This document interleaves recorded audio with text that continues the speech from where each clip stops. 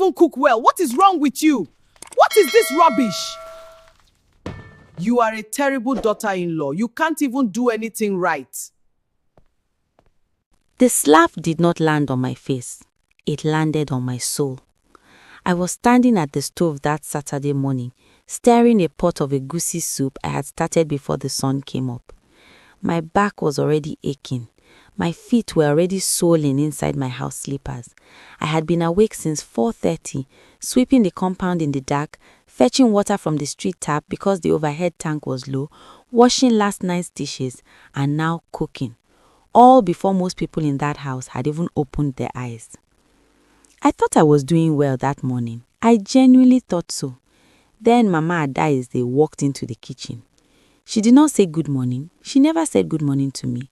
She walked straight to the pot, lifted the lid, dipped a spoon inside, tasted it, and in one sharp, deliberate motion, slapped the spoon out of my hand. It hit the wall. Egusi soup splattered across the white tiles I had mopped at 5 a.m. Is this what you call food? Her voice was loud, designed to be loud. 3 of her friends were sitting in the parlor, and she wanted every one of them to hear. Are you trying to kill this family with salt? Is that your plan for us? I stood there with my hands still raised from where I had been holding the spoon. My heart was hammering. My throat was tight. I could feel the attention of her visitors turning toward the kitchen doorway. That particular silence that means people are pretending not to listen while listening with everything they have. I had used 2 pinches of salt, the exact same amount she had shown me herself 3 weeks earlier, standing in that same kitchen, her hand guiding mine over that same pot. 2 pinches. I remembered because I had been so careful. I was always so careful. Adam, her voice cracked through the house like a whip. Adam, come and see what this wife of yours is doing to this family. His footsteps came slowly, the footsteps of a man who already knew what he was walking into and had decided in advance what he would and would not do about it. He appeared in the doorway, white singlet, rumpled trousers, eyes that moved from his mother to the visitors to me and then dropped to the floor. Mama, what happened? What happened? Look at this soup. Taste it. Your wife is trying to poison us with salt. I kept my voice steady. I used the same amount you showed me, Mama. 2 pinches. Don't answer me back. Her finger shot toward my face. Don't open that mouth at me in front of my visitors. I turned to Adam, my husband, the man who had sat across from me at my cousin's wedding and talked to me for 4 straight hours, telling me I was his peace, his home, the answer to a prayer. I looked at him with everything I had, my exhaustion, my humiliation, the desperate need for one single word in my defense. He looked at his mother. Then he looked at the floor. Jessica, just fix the soup, add water, balance the salt. He walked back down the hallway. The bedroom door clicked shut. I turned back to the stove. I picked up another spoon. My hands were shaking, but I held them still through willpower alone. I stared. I always stared. That was the thing nobody understood about me. I was not a weak woman. I was a woman who had made a decision to love and to try, and I was holding on to that decision with both hands as the edges cut into my palms. I had been raised to believe that patience was a form of strength, that a good heart always found its reward. I did not yet know how much that belief was going to cost me. I learned that house the way you learn a place you are afraid of. Every corner had a rule, every hour had an expectation, and none of it was ever written down because the whole point was that I could always be wrong no matter what I did. Mama Adaeze woke at 6. Tea had to be on the table by 6:15. Not 6:10 because then it would be too cool. Not 6:20 because then I was lazy. 6:15 exactly, with the color a precise shade of brown I had studied and memorized like a student preparing for the only exam that mattered. Monday and Thursday were visiting days. Her friends would arrive in the afternoon, and those were the days I scrubbed the parlor floor until my knees ached and the tiles reflected light like still water. She would walk her visitors through the house like an inspector, pointing at surfaces, lifting cushions, running a finger along window ledges. If she found one smudge, one corner with dust, one shelf I had missed. She would call me in front of everyone and make me redo it while they watched. I cooked every meal, washed every cloth, swept the compound every morning and every evening, ironed school uniforms for Adam's younger siblings who had come to stay, fetched water when the tank ran low, did all of it without being asked because I had learned that waiting to be asked was also a crime. And still, it was never enough. The first time I called my mother from behind the generator shed, I was whispering so no one inside could hear me. Mama, it's getting worse. Endure, my daughter. She will soften with time. She hit me with a cooking stick last week. Silence on the line. The kind of silence that is not empty but full of things a mother knows and cannot say. Then, did Adam see it? I leaned against the cold concrete wall of the shed. The evening sky above me was going dark, that bruised purple that comes just before full night. A mosquito hummed near my ear. The smell of that day's cooking was still in my wrapper, in my hair, in my skin. Adam said I should respect his mother. My mother sighed, long and heavy, carrying the weight of a whole generation of women who had endured things they should not have had to endure. Jessica, a man who will not stand between his wife and his mother. I love him, Mama. I know you do, my daughter. He's not a bad man. He's just... I searched for the word, the honest word. He is afraid of her. Yes, she said quietly, and you are the one paying for his fear. That conversation lived inside me for weeks. I carried it while washing clothes at the outdoor tap, my knuckles raw and punk from the cold water. I carried it while cooking, while sweeping, while lying still at night listening to the sounds of a house that never fully rested. The cooking stick incident had happened on a Tuesday. Mama Adaize's younger sister had come from the village, and I had cooked jollof rice, fried plantain, and chicken stew. The rice was perfect, the deep orange-red color, the kind that makes people close their eyes on the first spoon. I had tasted it 3 times to be sure. I brought the food to the table. She lifted the lid, sniffed, and announced to her sister, "You see what I deal with every day? This girl cannot cook." "Mama, the food." The stick cut me across the forearm. It knocked me back against the counter, stinging, sharp, deliberate. The room went still. Her sister looked at her plate, said nothing. From the parlor, a TV laugh track played on. Adam did not come. I set the serving spoon down on the table very carefully, walked to the bedroom, sat on the edge of the bed and pressed my arm to my chest and breathed. In, out, until the shaking stopped. That night, Adam came to bed and found me facing the wall. "Jessica?"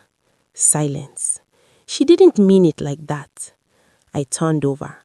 I looked at this man I had chosen, this face I still loved even as it kept failing me, and I said the most honest thing I had said in months.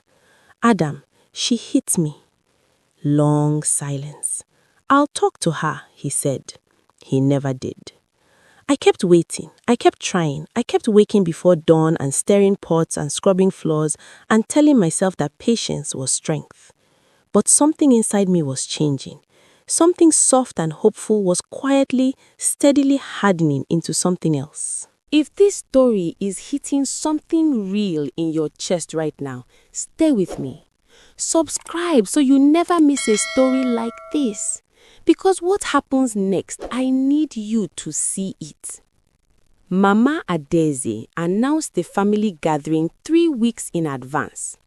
First Saturday of December, the whole extended family, cousins, aunties, uncles, in-laws, old friends. She announced it at breakfast like a queen planning a celebration, listing the dishes she wanted, the number of chairs, the decoration of the compound.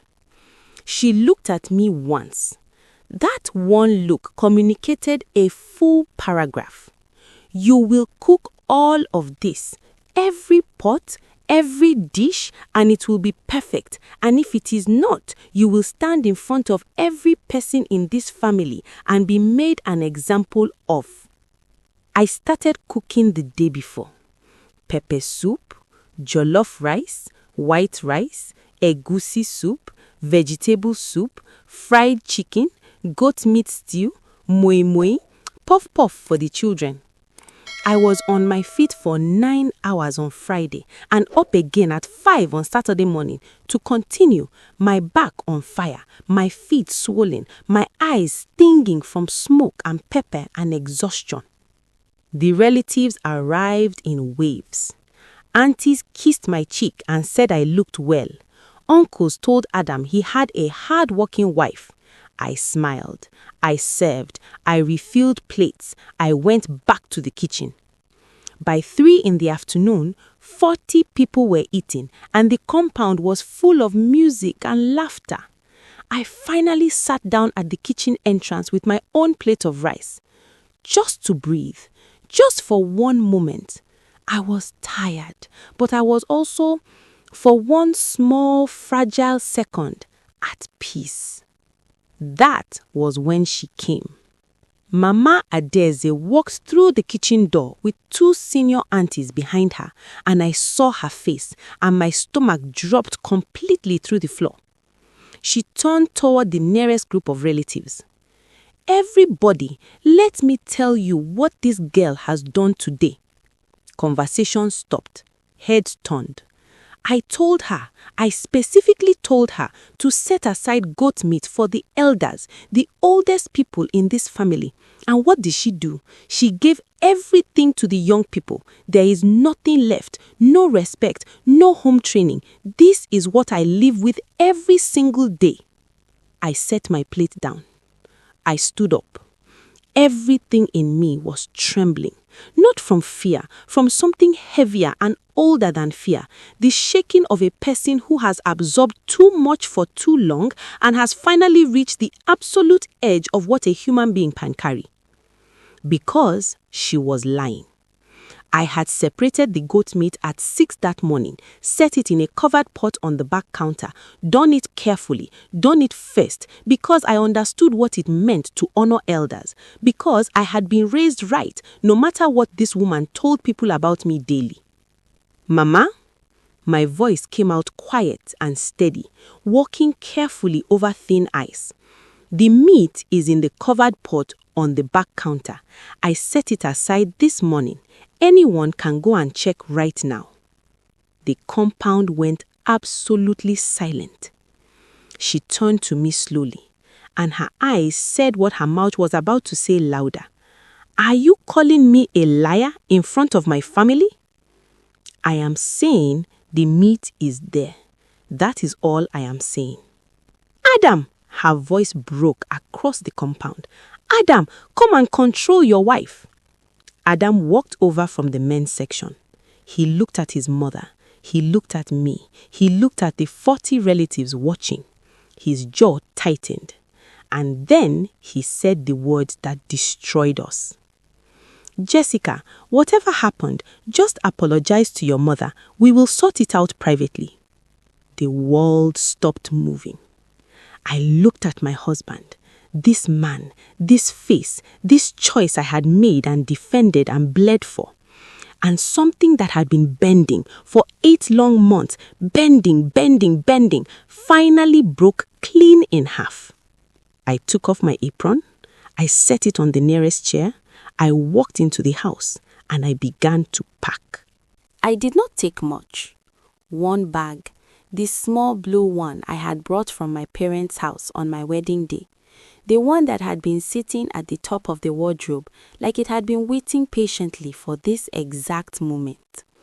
2 wrappers, my toiletries, my documents, birth certificates, school certificates, my phone and its charger, the small photo frame of my mother from the bedside table. I left my wedding photo on the wall. I left the gold earrings from the introduction ceremony. I left the expensive perfume, the good dresses, everything that had come with the life I was now folding up and walking away from. The noise from the gathering drifted in through the bedroom window. Music, laughter, children chasing each other across the compound. None of them knew. None of them knew that the woman who had cooked all that food, who had been on her feet since 5 in the morning, who had smiled and served and swallowed herself piece by piece all day, was in the bedroom, quietly, permanently, living. I zipped the bag. I sat on the edge of the bed for a moment, not crying, just sitting, feeling the full weight of what I was doing settle into my body like water finding its level. I thought about the girl who had walked into this house 8 months ago, carrying so much love and so much hope. I thought about every morning before dawn, every pot, every flaw, every slap I had absorbed and excused and explained away to myself in the dark. I thought about Adam's face when he told me to apologize. Not guilt, not shame, just convenience. My pain was inconvenient. My dignity was inconvenient. Choosing me over his mother's performance was inconvenient. I picked up my bag. I walked out of that bedroom for the last time. Through the hallway that still smelled of my cooking. Through the kitchen where the soup pot was still warm. Out the back gate that led to the street. The evening air hit my face, cool and real and indifferent to everything I was feeling. I called my cousin Blessing. She picked up on the second ring. "I'm coming now," she said, and opening the gate. That night, I slept on a mattress on the floor of Blessing's spare room, my small bag beside me, the city breathing outside the window. And I felt, for the first time in 8 months, safe. Not happy, not healed, not at peace yet, but safe. And safe was enough for that night. What I did not know lying there on that mattress was what was already beginning to unfold in the house I had left. What I did not know was the kind of harvest that was coming for the woman who had planted so much cruelty in her own home. 6 months later, I was living in a one-room apartment near my workplace, and my life had become quietly and steadily my own. I had painted the wall above my bed terracotta, a warm, earthy red I had always loved, and nobody had ever thought to ask me about. I had a small gas stove and good pots, and I cooked what I wanted, when I wanted. The food tasted different when you made it for yourself. It tasted like freedom, like the first deep breath after months underwater. Blessing and I had started a small catering business. Weekend events, office lunches, birthday celebrations. The same hands that had been told were useless were now earning me income and compliments from people who ate my food and asked for my contact. I was building something real, something mine. I was healing. And then the news started coming. It came slowly at first, the way a flood starts, just a trickle, almost nothing. And then suddenly it is everywhere. Adam had remarried. Her name was Vivian from Lagos. Bold, sharp, the kind of woman who walks into a room and immediately becomes the most present person in it. I heard Mama Adaize had been thrilled at the introduction. Well-dressed, beautiful, from a good family. She had rubbed her hands together thinking she had finally gotten what she wanted. A daughter-in-law she could shape and own. She had never been more wrong about anything in her entire life. The first story reached me through Sandra, Adam's cousin, who had witnessed that terrible gathering and had watched me leave without saying a word to stop me. She called on a Sunday evening, and I could hear her trying to keep her voice neutral and failing completely. "Jessica, are you sitting down? Tell me."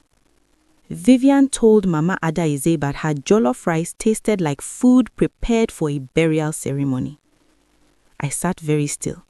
She said, "What?" In front of Adam, in front of 2 of the older aunties who had come to visit, she said, and I am quoting directly, "I have eaten better food at funerals." Then she pushed the plate aside and went to the bedroom. Mama Adaize, the woman who had terrorized me for 8 months over a grain of extra salt, had stood in her own kitchen in front of witnesses and been told her cooking tasted like death. But that was only the beginning. 2 weeks later, Sandra called again. Mama Adaize had done what she always did during arguments, raised her hand. That slow, threatening lift of the palm that had sent me stumbling backward more times than I could count. The gesture that said, I can touch you whenever I want, and no one in this house will stop me. Vivian had caught her wrist in mid-air, just grabbed it, held it there, suspended between them. And then, in a voice so flat and calm, it was more frightening than shouting, she had said, if this hand comes near my body one more time, I will make sure you cannot lift it again. I am not the woman you had before. Try me and see. Mama Adaize had gone silent for 3 full days after that, would not come out of her room, stopped receiving visitors. Her pride had been grabbed by the wrist and held in the air in her own house by a woman who did not flinch, and something in her had cracked from the shock of it. But even that was not the worst of what was coming for her, because Vivian was not just bold, Vivian was strategic. She stopped cooking for Mama Adaize entirely, prepared food for herself and Adam, and occasionally left a covered pot on the counter. But there was no longer a daughter-in-law waking before dawn to ensure the older woman's breakfast was ready at 6:15. There was no one scrubbing floors for her visiting days, no one washing her personal clothes by hand, no one absorbing her moods with silence and a bowed head. When Mama Adaize complained to Adam, Vivian would walk into the room mid-sentence and say calmly, if you have something to say about me, say it in front of me. I do not do conversations held behind my back. When the older woman tried her old trick of gathering visitors to witness a performance, raising her voice, making accusations, turning private conflict into public spectacle, Vivian would sit down, cross her legs, and begin to list, quietly and precisely, every incident she had been storing in her memory. Dates, words, witnesses. She kept records the way a lawyer keeps records, and she deployed them with the patience of someone who had been waiting for exactly the right moment. The visitors stopped enjoying the performances because now there were 2 sides presenting evidence, and Vivian's evidence was detailed, calm, and devastating. The house became a place of permanent war. Adam, the man who chose silence as his strategy for managing his mother, was now drowning in the consequences of that silence. There was no longer anyone absorbing the chaos quietly. Every spark became a fire. Every small conflict became a confrontation that lasted days. He came home from work to raised voices and slammed doors, and a mother who wept in her room, and a wife who sat in the parlor watching television with the volume turned up.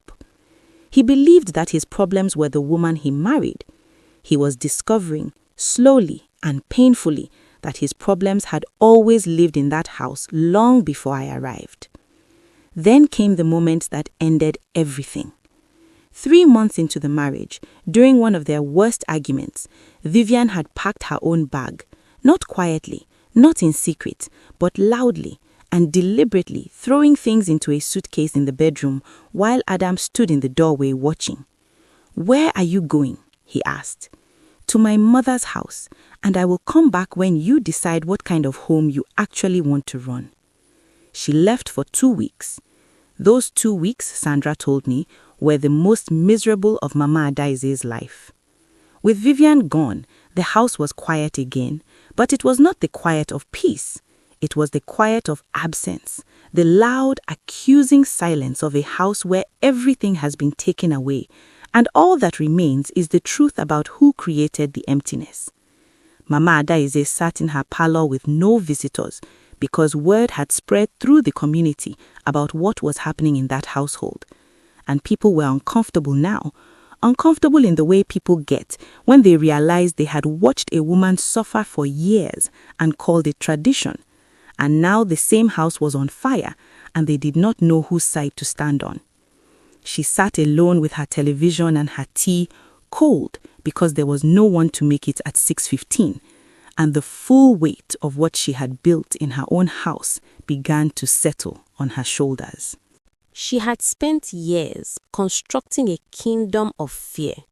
She had broken one woman's spirit slowly and carefully, convinced that domination was the same thing as respect, convinced that a daughter-in-law who endured everything was a daughter-in-law who was working correctly. She had driven away patience and kindness and genuine effort and replaced them with someone who gave back everything she sent out, multiplied. And now she was sitting in the kingdom she had built, completely alone, and it was in flames. Adam went to fetch Vivian from her mother's house after the 2 weeks. He came back alone. Vivian had told him she needed more time. What Vivian actually needed, I was told much later, was a lawyer. The divorce papers arrived at the house 4 months later. I heard about it on a Thursday evening. Sandra called, and this time she did not ask if I was sitting down. She just said it. Vivian filed for divorce. It's done. I was standing in my kitchen when she told me, stirring a pot of pepper soup for a client event the next morning. The same hands, the same pot, a completely different life. "How is Mama Daisy?" I asked. Sandra was quiet for a moment. "Jessica, she had a mild stroke last month. She is recovering, but her left side is weak. She cannot do much for herself now. The women in the church are rotating to come and help her." I set down my spoon. I felt something move through me that I could not name immediately. It was not happiness. I want to be clear about that. I took no joy in an old woman's body failing her. I am not built that way, and nothing that woman did to me changed the way I was built. What I felt was something more complicated. It was the feeling of watching a long story finally reach its true ending. The feeling of a circle completing itself, not with triumph, but with truth. She had hit me, she had humiliated me, she had used her hands as weapons and her voice as a whip, and her son's silence as permission. She had made me feel worthless in a house I cooked for, cleaned for, and gave my youth to. And now she was sitting in that same house, her body betraying her second daughter-in-law gone, her son hollowed out by choices he refused to examine, the community she had performed for finally seeing behind the curtain, and there was no one to make her tea. Not because people hated her, but because she had never once considered that the people she treated as servants might one day simply not be there. I heard through Sandra that Mama Daisy had said something in a quiet moment to one of the church women who came to help her. Said it softly, looking out the window at the compound that I used to sweep before dawn. That Jessica, she was a good girl. I did not know what I had. Those words reached me on a Tuesday afternoon. I was sitting in my little apartment, the terracotta wall warm in the afternoon light, a cup of tea on the table beside me, the exact color I liked, the exact sweetness I chose, made by my own hands for no one's approval but mine. I sat with those words for a long time. She was a good girl. I did not know what I had. Not an apology, not accountability, but the truth, finally climbing out of the place she had buried it, arriving too late to change anything, just in time to confirm everything. I had tried everything to please that woman. I had woken before the sun, I had cooked until my hands cracked, I had swallowed insults and absorbed blows and bent myself into shapes that no person should have to bend into. I had loved her son faithfully and genuinely. I had treated her with more patience and dignity than she had ever shown me.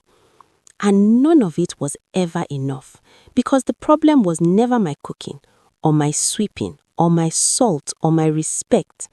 The problem was that she had decided before I even walked through that door that I would not be enough, that I was something to be managed and diminished and controlled. And a decision like that, made by a person like that, cannot be cooked or swept or smiled away. The only answer to a door that will never open, no matter how long you knock, is to stop knocking, to turn around, and find the door that was always meant to be yours. I picked up my cup of tea. I walked to the window.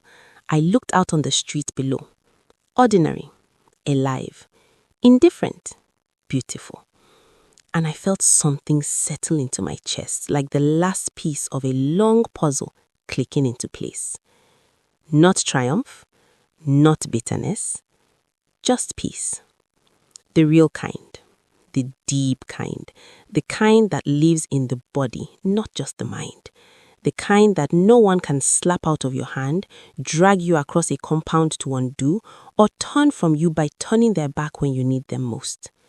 The kind you find only when you finally stop trying to earn it in a house that it was never going to be given. I had lost a marriage, but I had found myself. And on the scale of things that matter, there was no comparison. Some battles are not meant to be won by trying harder.